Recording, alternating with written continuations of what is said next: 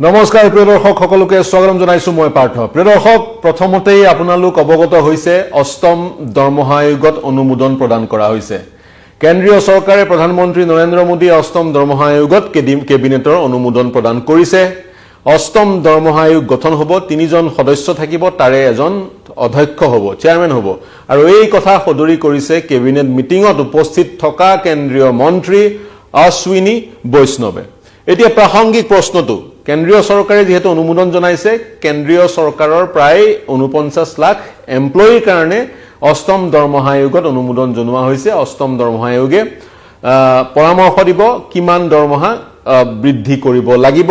central গভৰ্নমেন্টৰ employee সমূহৰ কাৰণে এই সকলৰ মাজত পিএসইউৰ এমপ্লয়ি সকল পিএসইউৰ বিষয় আৰু কৰ্মচাৰী সকল সোমাই থকা নাই তেওঁলোক পৃথক নিয়মেৰে পৰিচালিত হয়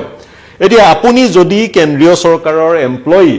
আমাৰ হৈতে যদি পুনপটীয়া সম্প্ৰচাৰত সংযুক্ত হৈ আছে আপোনাক আহ্বান জনা মন্তব্য কৰিবলৈ আমাৰ হৈতে আপোনাৰ বৰ্তমানৰ যি দৰমহা তাতকৈ কিমান দৰমহা বৃদ্ধি হ'ব এই প্ৰশ্নটো প্ৰাসংগিক দ্বিতীয় প্ৰশ্ন কেন্দ্ৰীয় চৰকাৰৰ অনুমোদন জনাইছে কেন্দ্ৰীয় চৰকাৰৰ 49 লাখ বৰ্তমান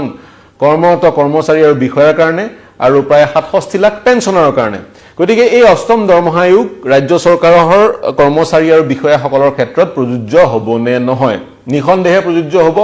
অষ্টম দৰমহা আয়োগৰ পৰামৰ্শ কেন্দ্ৰীয় চৰকাৰৰ পেনচনাৰ আৰু কৰ্মচাৰী বিষয়াৰ কাৰণে কাৰ্যকৰী হ'ব 2026 ৰ 1 জানুৱাৰীৰ পৰা আৰু ৰাজ্য চৰকাৰৰ সকলৰ কাৰণে বা ৰাজ্য চৰকাৰৰ অধীনৰ পিএসইউ সকলৰ কাৰণে এই নিয়ম দৰমহা আয়োগৰ পৰামৰ্শ কাৰ্যকৰী হ'ব 1 এপ্ৰিল 2026 ৰ পৰা সেই ধৰণেই যোৱা 7টা দৰমহা আয়োগত সেই ধৰণেই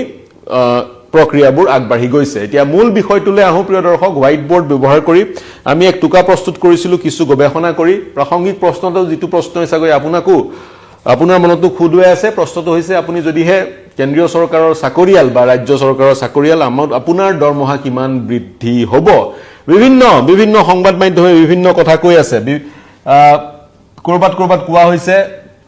বৰ্তমানৰ যেটো বেসিক স্যালাৰি সেই বেসিক স্যালাৰি যিমান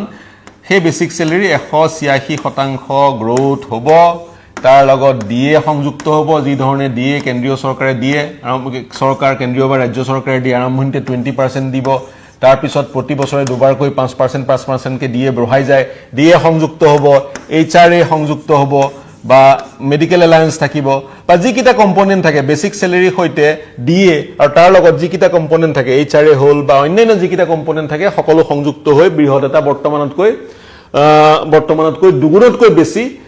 কেন্দ্ৰীয় চৰকাৰ বা ৰাজ্য চৰকাৰৰ দৰমহা হ'বগৈ বুলি বিভিন্নজনে কৈ আছে এই 186%ৰ এই যি পৰিসংখ্যাটো ওলাইছে বহুতে ক'ব খুজিছে 186% বৃদ্ধি পাব দৰমহা মূলত বেসিক স্যালাৰি ইয়াৰ কাৰণটো হৈছে এজুম কৰা হৈছে ফিটমেন্ট ফেক্টৰ এফএফ বুলি লিখিলো ফিটমেন্ট ফেক্টৰ প্ৰদান কৰা হ'ব এবাৰ 2.87 এটা ফিটমেন্ট ফেক্টৰ কি সেই সন্দৰ্ভতো এক বিশ্লেষণ প্ৰদান কৰিবলৈ বিশ্লেষণ দিবলৈ প্ৰয়াস কৰিম পুনৰ কৈছো অতিৰিক্ত তথ্য যদি আছে আপোনালোকৰ হাতত চৰকাৰী চাকৰিয়াল যদি কোনবা সংযুক্ত হৈছে তেওঁলোককো অতিৰিক্ত তথ্য কমেন্ট সেকশনত দিবলৈ মই অনুৰোধ জনাম এটা ফিটমেন্ট ফেক্টৰ কি বস্তু ফিটমেন্ট ফেক্টৰ হৈছে এটা মাল্টিপ্লায়াৰ যাতে পিয়ন জনৰ পৰা একেবাৰে কেবিনেট সেক্ৰেটাৰী জনলৈ যি দৰমহাৰ বৃদ্ধি সেই বৃদ্ধি যাতে সমানুপাতিক হয় এটা কনস্ট্যান্ট কে এটা নিৰ্ধাৰণ কৰা হয় যেনেকে পৰিসংখ্যা বিজ্ঞানত বা ম্যাথমেটিক্সত এটা কনস্ট্যান্ট কে নিৰ্ধাৰণ কৰা হয় এক প্ৰকাৰ ফিটমেন্ট ফেক্টৰটো সেই ধৰণৰ এক মাল্টিপ্লায়াৰ কি হয় কিহৰ লগত মাল্টিপ্লাই হয় কোনটো পৰিসংখ্যাৰ লগত মাল্টিপ্লাই হয় যেটো বেসিক স্যালাৰি বৰ্তমান সপ্তম দৰমহা আয়োগৰ পৰামৰ্শমতে এজন কৰ্মচাৰীয়ে যেটো বেসিক স্যালাৰি পাই আছে সেই বেসিক স্যালাৰিটোৰ লগত এই ফিটমেন্ট ফেক্টৰটো মাল্টিপ্লাই কৰা হয় মাল্টিপ্লাই কৰি যেহেতু ফিটমেন্ট ফেক্টৰটো মোৰ দেন 1 গতিকে মাল্টিপ্লাই কৰাৰ পিছত এই পূৰ্বৰ বেসিক স্যালাৰিটোতকৈ ফলাফল অধিক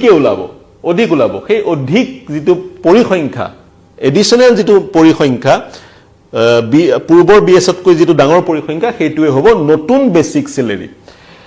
ফিটমেন্ট ফেক্টৰৰ মই উদ্দেশ্যটো ব্যাখ্যা কৰিলোৱে এক কনস্ট্যান্ট কে বুলি আপোনালোকে ধৰিব পাৰে এতিয়া মই উদাহৰণ এটা দিওঁ তাৰ পিছত আমি ষষ্ঠ দৰমহা আয়োগ আৰু সপ্তম দৰমহা আয়োগৰ কিছু তুলনামূলক বিশ্লেষণ আগবঢ়াম তাৰ পৰা আপোনালোকে আভাস পাব আপোনালোকৰ দৰমহা কিমান বৃদ্ধি হ'ব আৰু দৰমহা যিমান বৃদ্ধি হ'ব সেই ধৰণে আপোনালোকৰ অৰ্থনৈতিক পৰিকল্পনাসমূহ কৰিব পাৰিব মন কৰিব লগতে আৰু এটা কথা কৈ থওঁ যিসকলে এপিএসসি বা ইউপিএসসিৰ প্ৰিপাৰেচন কৰি আছে তেওঁলোকৰ কাৰণেও গুৰুত্বপূৰ্ণ জিডিপি এই যেটো কোৱাৰ্টাৰ সেই কোৱাৰ্টাৰ জিডিপি হ্ৰাস পোৱা পৰিলক্ষিত হ'ল জিডিপি হ্ৰাস পাইছে অৰ্থনৈতিক কণ্ডিশ্যন চৰকাৰৰ বেয়া তেনে এক পৰিস্থিতিত আকৌ দৰমহা কিয় বঢ়াব বিচাৰিছে চৰকাৰী চাকৰিয়ালৰ কাৰণ প্ৰথমতে কেন্দ্ৰীয় চৰকাৰৰ সেই 50 লাখৰ দৰমহা বাঢ়িব আৰু তাৰ পিছত ক্ৰমান্বয়ে ৰাজ্য চৰকাৰৰ চাকৰিয়ালসকলৰ একে ধৰণে দৰমহা বাঢ়িব যেতিয়া ৰাইজৰ মাজত সেই চাকৰিয়াল কোটি কোটি ৰাজ্য চৰকাৰ কেন্দ্ৰীয় চৰকাৰৰ কেবে কোটিও চাকৰিয়ালৰ হাতলৈ পইচা আহিব তেওঁলোকৰ পাৰচেজ পাৱাৰ বাঢ়িব তেওঁলোকৰ পকেটত পইচা থাকিব পকেটত পইচা থাকিলে তেওঁলোকৰ কনজিউমাৰ ইনডেক্স বাঢ়িব কনজিউমাৰ ইনডেক্স বাঢ়িলে বিভিন্ন সামগ্ৰীৰ বা সেৱাৰ ডিমান্ড বাঢ়িলে চাহিদা বাঢ়িব আৰু দেশৰ অৰ্থনৈতিক যি এই গতি ত্বৰান্বিত হ'ব অৰ্থনৈতিক গতি তেতিয়াহে ত্বৰান্বিত হ'ব প্ৰিয় দৰ্শক যেতিয়া ৰাইজৰ পকেটত পইচা থাকিব ডিসপোজেবল ইনকাম থাকিলে ৰাইজে অতিৰিক্ত খৰচ ব্যয় কৰিলে যিবোৰ সামগ্ৰী কিনিব সেই সামগ্ৰীসমূহৰ চাহিদা বৃদ্ধি হ'ব সেই সামগ্ৰীসমূহ মেনুফেকচাৰ কৰাৰ কোম্পানীসমূহে লাভান্বিত হ'লে তেওঁলোকে বেছিকৈ আৰু সেই সামগ্ৰীসমূহ উৎপন্ন কৰিবলৈ তেওঁলোকক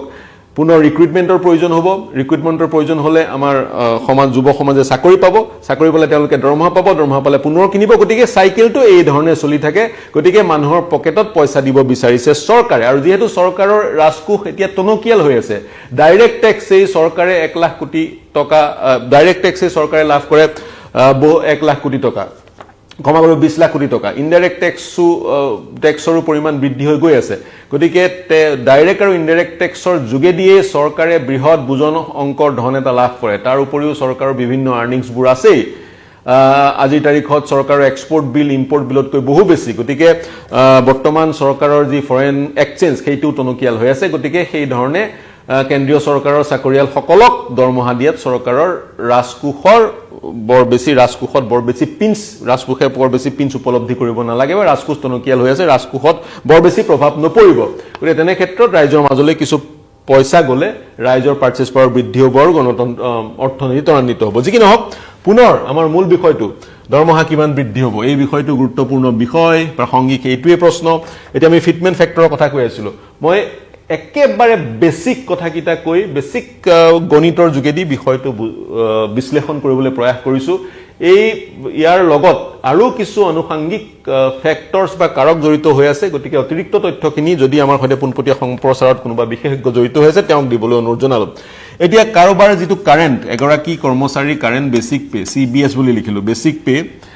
যিমান তাৰ সৈতে পূৰণ হয় ফিটমেন্ট ফেক্টৰ আৰু ফিটমেন্ট ফেক্টৰ মাল্টিপ্লাই হোৱাৰ পিছত নতুন বেসিক পেটো পাও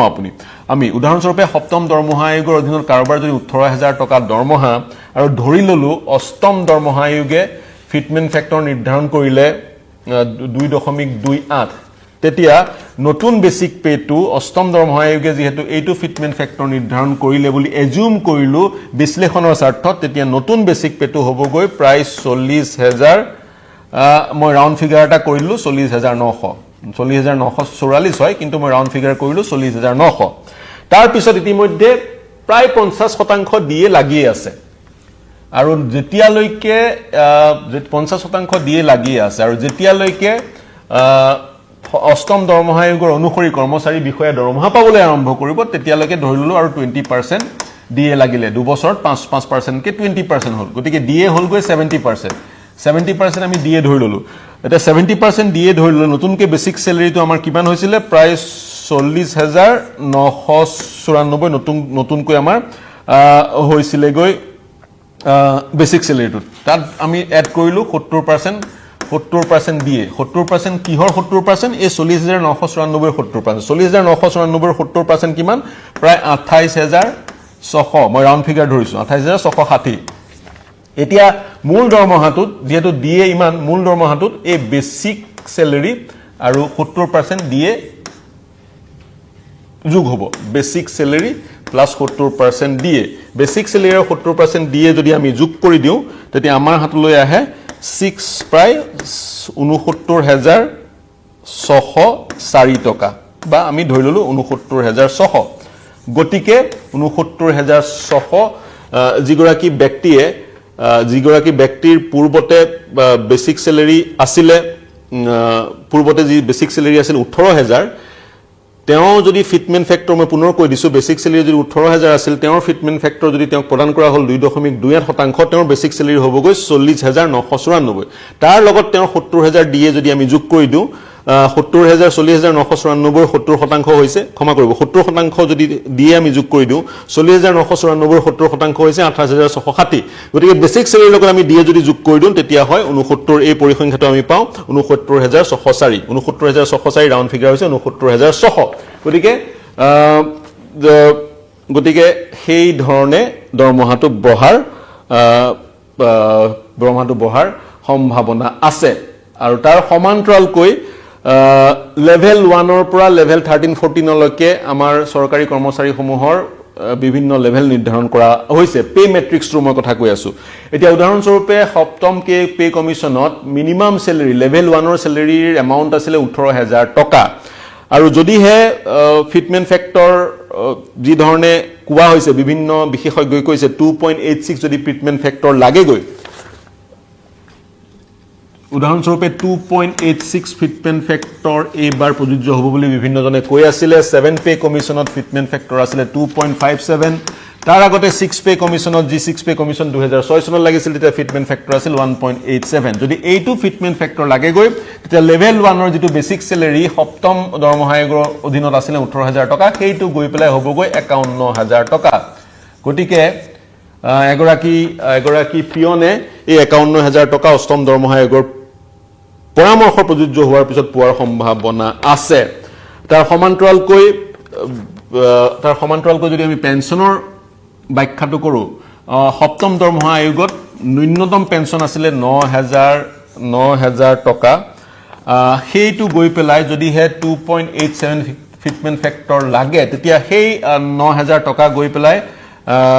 25000 টকা হোৱা সম্ভাৱনা আছে মিনিমাম পেনশন 25000 টকা হোৱাৰ সম্ভাৱনা আছে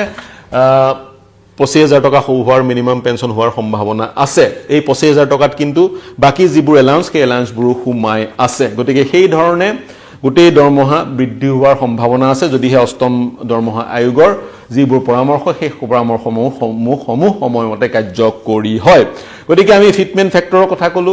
ডিএৰ কথা কলো সেই ধৰণে দৰমহাসমূহ বৃদ্ধি হ'ব সপ্তম দৰমহা আয়োগত ন্যূনতম স্যালাৰি নিৰ্ধাৰণ কৰা হৈছিল 18000 টকা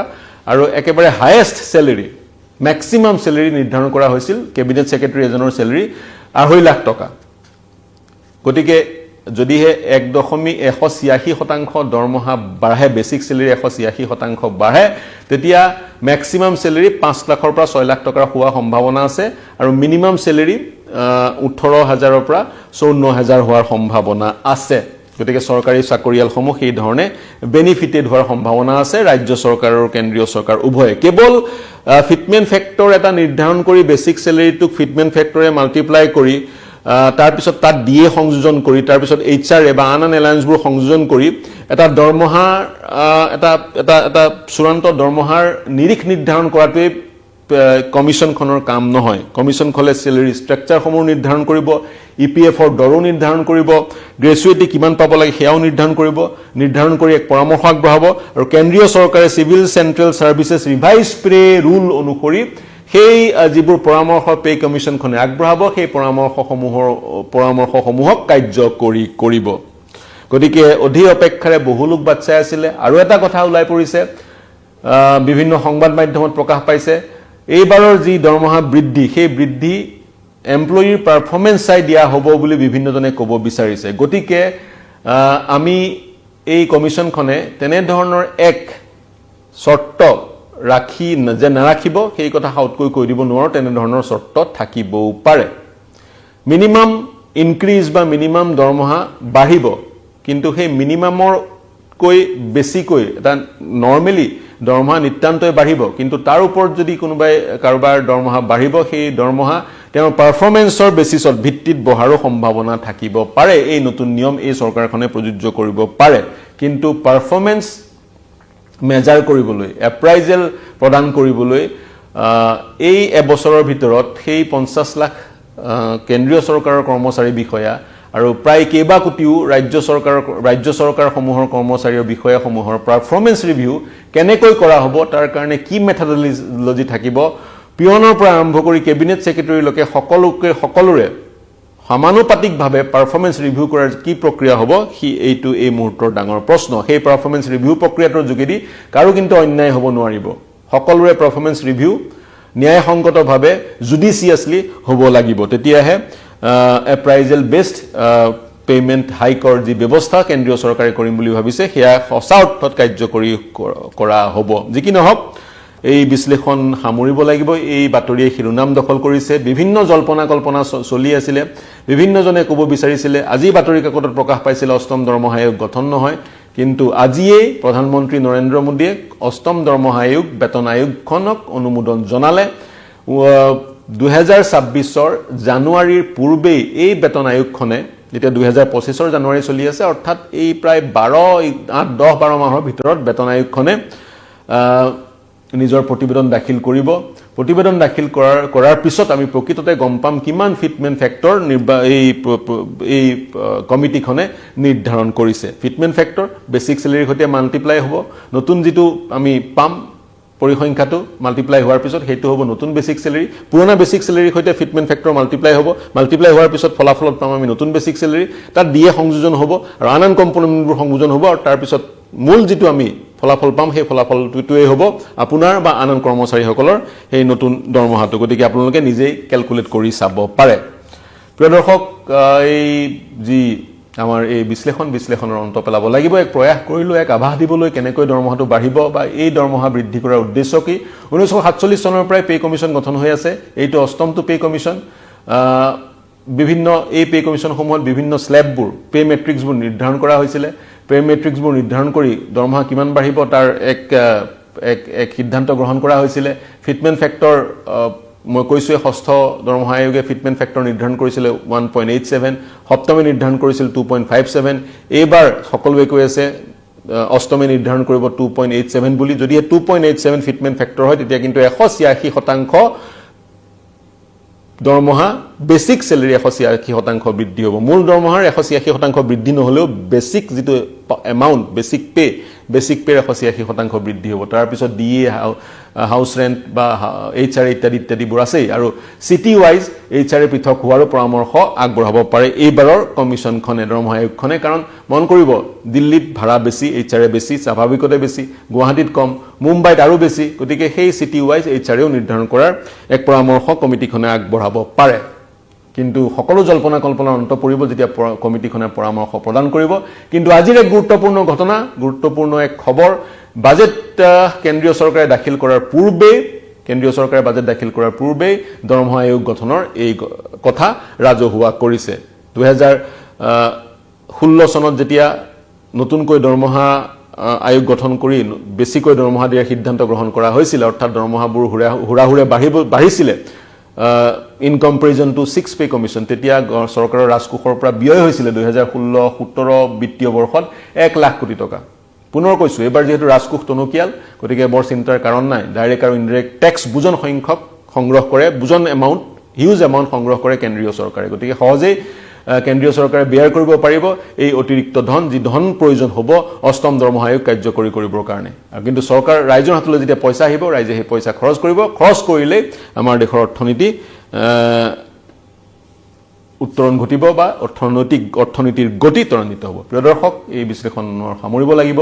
আপোনালোকে যদি মন্তব্য কৰিব বিচাৰে অতিৰিক্ত তথ্য দিব বিচাৰে বা এই যি আমি এক পৰিসংখ্যা এক পাটিগণিত এক গাণিতিক উপায়েৰে বিষয়টো বিশ্লেষণ কৰিব বিচাৰিলো এই বিশ্লেষণ কেনে পালে জনাব দৰমহা আয়োগৰ প্ৰতিটো খবৰৰ কাৰণে চাই থাকিব নিউজ 18 অসম নৰ্থ ইষ্টৰ ৱেবছাইট assam.news18.com তো দৰমহা আয়োগৰ সন্দৰ্ভত বহু কেইটা নিউজ আইটেম পাবলিশ হৈছে সেইকিটা পঢ়িও আপোনালোকে অতিৰিক্ত তথ্য লাভ কৰিব পাৰিব আমাৰো একাধিক বিশ্লেষণ আমি এই ধৰণে প্ৰদান কৰিছো সেই বিশ্লেষণৰ বুৰৰ যোগেদি অতিৰিক্ত তথ্য পাব পাৰিব সমান্তৰালকৈ আপোনালোকে যদি অতিৰিক্ত তথ্য মন্তব্য প্ৰতিক্ৰিয়া দিব বিচাৰে আমাৰ ইউটিউব চেনেল আৰু ফেচবুক পেজত প্ৰৱেশ কৰি মন্তব্য বা প্ৰতিক্ৰিয়া প্ৰদান কৰিব পাৰিব আপোনালোকৰ মন্তব্য প্ৰতিক্ৰিয়া আমাৰ কাৰণে চালিকা শক্তি দেশ বিশ্ব ৰাজ্যৰ সকলো বাতৰিৰ কাৰণে সাবস্ক্ৰাইব কৰক নিউজ 18 অসম নৰ্থ ইষ্টৰ ইউটিউব চেনেল আৰু ফলো কৰক ফেচবুক